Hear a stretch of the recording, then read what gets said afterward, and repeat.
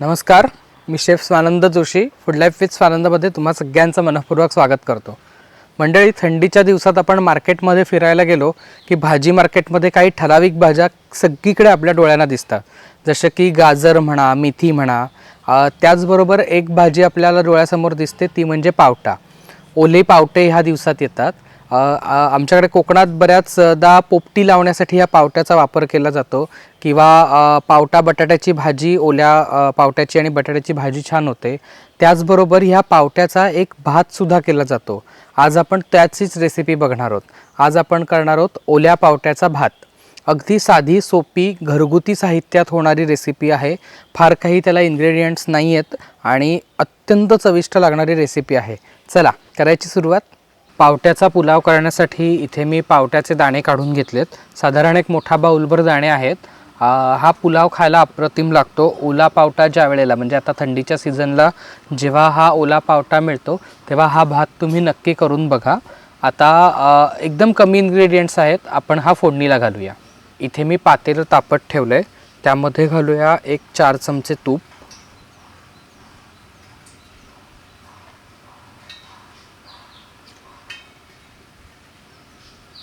आपलं तूप इथे आता वितळलं आहे. आता आपण ह्याच्यात काही खडे मसाले घालणार आहोत. त्याच्यामध्ये मी इथे तमालपत्राची पानं घेतलेत 1-2-3. त्यानंतर दालचिनीचे 2 छोटे तुकडे घेतलेत आणि लवंग घेतले, काळी मिरी घेतली आणि जिरं घेतलं आहे. हे सगळे जिन्नस आपल्याला ह्या तुपामध्ये टाकायचे आहेत. 1-2 मिनटं आपण आता ह्याला परतून घेऊया.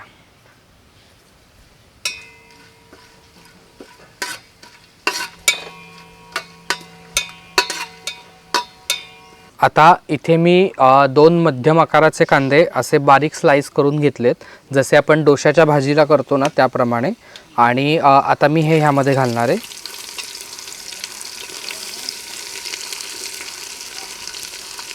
एक 2 मिनटं ह्याला परतून घेऊया.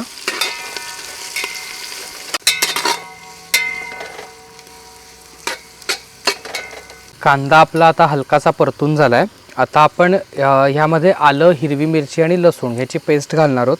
इथे मी ती करून घेतली आहे. साधारण एक मोठा चमचा भरून ही पेस्ट घालूया. आणि ही पण ह्याचा जो कच्चेपणा आहे तो जाईपर्यंत छान परतून घ्यायचे.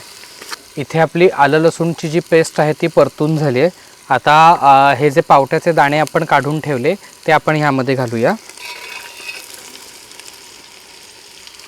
1 मिनिटभरासाठी हे दाणे पण परतून घेणार आहोत.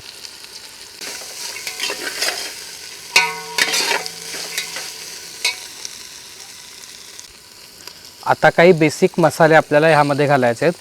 खूप मसाले घालायचे नाही आहेत. अगदी कमी मसाल्यात होणारा हा भात आहे, पण अत्यंत चविष्ट लागतो. इथे मी काळा मसाला घेतला आहे, घरगुती काळा मसाला. हा काळा म्हणजे कांदा लसूण मसाला असतो तो काळा मसाला नाही आहे. हा सगळे खडे मसाले वापरून जो काळा मसाला बनवतात तो काळा मसाला आहे. हा पुलावसाठी किंवा गरम मसाला पण आपण वापरतो ना त्याच्यामध्ये उपयुक्त येतो. हा जर तुमच्याकडे नसेल तर तुम्ही ह्याच्याऐवजी गरम मसालासुद्धा वापरू शकता. जो आपल्याकडे गरम मसाल्याचं विकतचं पाकिट मिळतं तो मसाला तुम्ही ह्याच्याऐवजी घेतला तरी चालेल. पण हा माझ्याकडे घरी केलेला काळा मसाला आहे तर तो मी यामध्ये वापरणार आहे. साधारण एक 2 चमचे काळा मसाला घालूया. ह्यानी खूप छान स्वाद येतो ह्याला. आणि याचबरोबर मी माझ्या इथे केलेला घरगुती मसाला जो आहे, गरम मसाला आपण म्हणतो, तो घालणार आहे. एक अर्धा चमचा घातला आहे तो. बस. ह्याच्या व्यतिरिक्त आपल्याला कुठलाही मसाला ह्यामध्ये घालायचा नाही आहे. हळद घालायची नाही आहे किंवा तिखट घालायचं नाही आहे. एवढे 2च मसाले मी ह्यामध्ये वापरणार आहे. हे आता छान मिक्स करून घेऊया.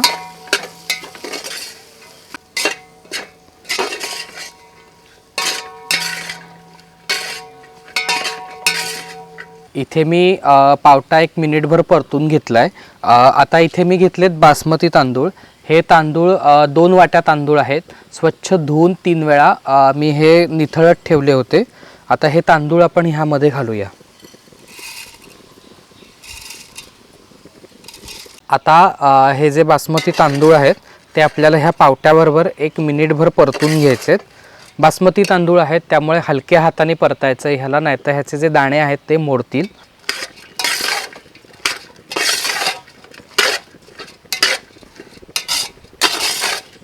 हा जो तांदूळ आहे तो मिनिटभर मी आता मसाल्याबरोबर परतून घेतला आहे. आता आपल्याला ह्याच्यात पाणी घालायचं आहे. पाणी किती तर जेवढे तांदूळ आहेत त्याच्यावरती 1 अंगळ पाणी आपल्याला घालायचं आहे आधी सुरुवातीला, कारण हा भात आपल्याला छान मोकळा व्हायला हवा आहे, खूप गिचगिचीत व्हायला नको आहे. त्यामुळे थोडं कमी पाणी घालणार आहे. जर वाटलं भातात पाणी कमी पडतं आहे तर आपण वरनं थोडंसं ॲड करू. आधी आता मी ह्यामध्ये पाणी घालून घेणार आहे. भाताच्या वरती साधारण पोटाचं 1 अंगळ.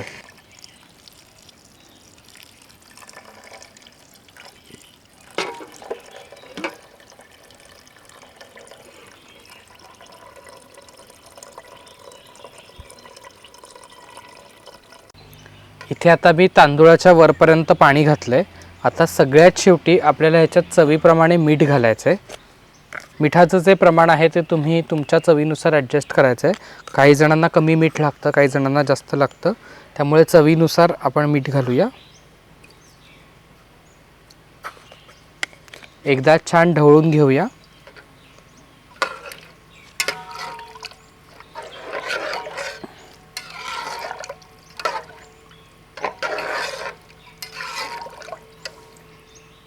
हे सगळे इन्ग्रेडियंट्स आपले आता छान मिक्स झालेत.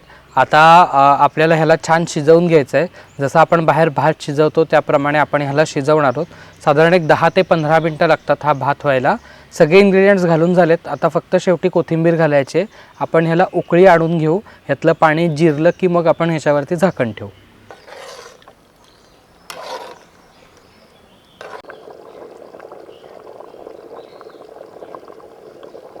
इथे एक 5 ते 6 मिनटं झाली आहेत. भाताला छान उकळी आली आहे.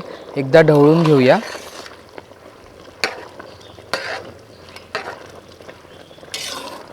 हे जे पावट्याचे दाणे आहेत ते तांदूळासोबत व्यवस्थित शिजतात, कारण हा आपण ओला पावटा वापरतोय, त्यामुळे ह्याला जास्त वेळ लागत नाही शिजायला. जेवढ्या वेळात भात शिजतो तेवढ्याच वेळात ते पण शिजतात. तुम्ही ते बघू शकता भातातलं पाणी आता आटलं आहे. एकदा ढवळून घेऊया आणि पाण्याचा अंदाज घेऊया. पाहिजे असेल तर थोडं ॲड करूया. मी ह्यातलं एक शीत जे आहे ते हातावरती घेऊन बघणार आहे. हे थोडं टणक वाटतं आहे. अजूनही ह्यात पाणी आहे आणि वाफ आहे, त्यामुळे पाण्याची गरज वाटत नाही आहे मला घालाविषयी. पाणी आहे ह्याच्यात अजून बऱ्यापैकी. आता मी ह्याच्यावरती झाकण ठेवणार आहे आणि मंद आचेवरती आपल्याला ह्याला एक 10 ते 12 मिनटं वाफ काढून घ्यायचे, म्हणजे हा भात चांगला शिजेल आणि जो दाणा आत्ता तांदूळाचा आपल्याला टणक वाटतोय तोही छान मऊ होईल. आता मी ह्याच्यावरती झाकण ठेवतो. गॅसची फ्लेम बारीक करूया एकदम आणि एक 10 ते 12 मिनटं वाट बघूया. इथे एक 10 मिनटं झाली आहेत. आता आपण झाकण काढून घेऊया. भात छान शिजलाय आणि छान सुगंध येतोय आता भाताचा. एकदा ढवळून घेऊया.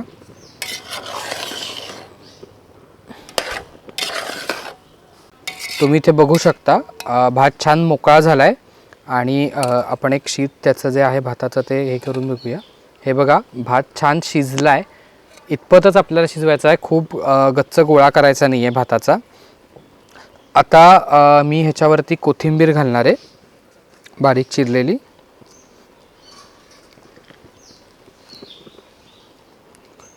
गॅस बंद करूया आणि एक 5 मिनटं असाच झाकण ठेवून आपण हा ठेवून देणार आहोत आणि 5 मिनटांनी मग आपण ह्याला सर्व करूया.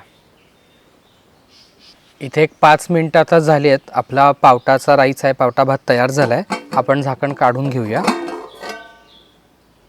आणि गरम गरम ह्याला सर्व करूया.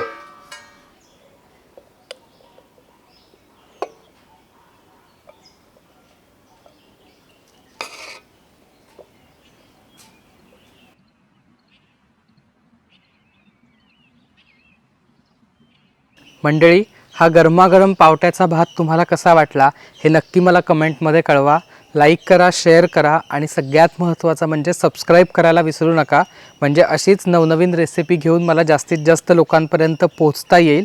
आणि सगळ्यात महत्त्वाचं म्हणजे जेव्हा तुम्ही चॅनल बघता तेव्हा सबस्क्राईब केल्यानंतर त्याच्या शेजारी बेल आयकॉनचंही बटन असतं, तेही तुम्ही नक्की प्रेस करा, म्हणजे तुम्हाला माझ्या नवनवीन रेसिपीजचे अपडेट कायम मिळतील. धन्यवाद.